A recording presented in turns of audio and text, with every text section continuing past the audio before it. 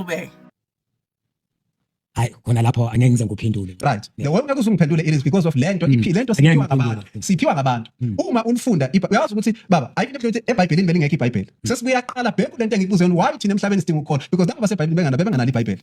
Nayi claim enyeke eBhayibhelini lalingekho iBhayibheli. Ngicela sihambe siye ku Psalms chapter 22 siyofunda ukuthi kuthiwa lapha.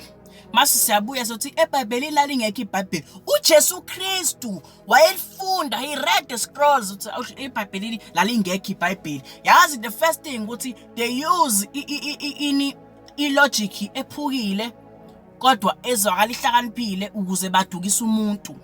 And then they can make all kinds of claims. This is called a straw man argument.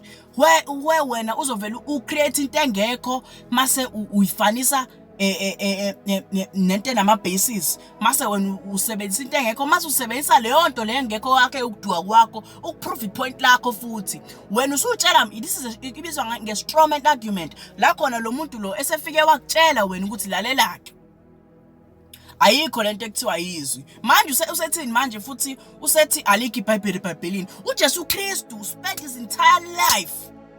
And even worse, wayewakhotha hayi ukuthi mhlambe uJesu Kristu akazange akhulume ngeBhayibheli wayekhotha ama-Bible verses ikhoma. uJesu Kristu spent his life equota ama-Bible verses wangazi ukuthi into elulo wayekhotha wayekhuluma ngawo ukuthi nayi iBhayibheli verse eliwukuthi nali iBhayibheli verse eliwukuthi uJesu Kristu wayengakhathali wayengadeli wayenza lenkonzo le wayekhotha every single day equota ama-Bible verses akwi Old Testament eBhayibhelini belingekho iBhayibheli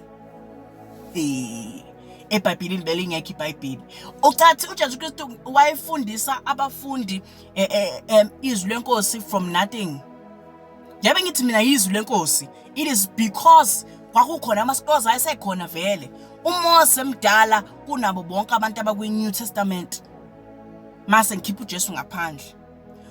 Ubani uMose mdala nabo bonke abantu abakwi-New Testament mase simthatha uJesu simkhiphe ngaphandle.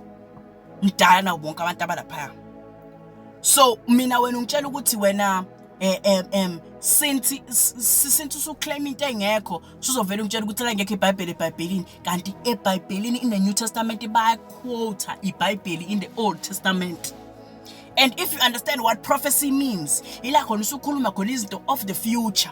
So which means in the Old Testament nakhona they quote the New Testament because in the Old Testament they prophesied things that were in the New Testament. So you have the Old Testament and New Testament quoting each other. Ukuthi la sikhotha ngeProphecy, la sikhotha ukuthi we are fulfilling the prophecy.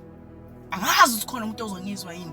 Yazi ngifuna manje sidile nalento le. This is an issue I'm ready to iblasphemy bazalwane angiyifuni because it's unforgivable, especially umuntu ongazi lutho. Ufike uclaim uthi hayi uzokhuluma into imibuzo sesiyaphendula imibuzo mase balokho you make an outrageous claim into zabantu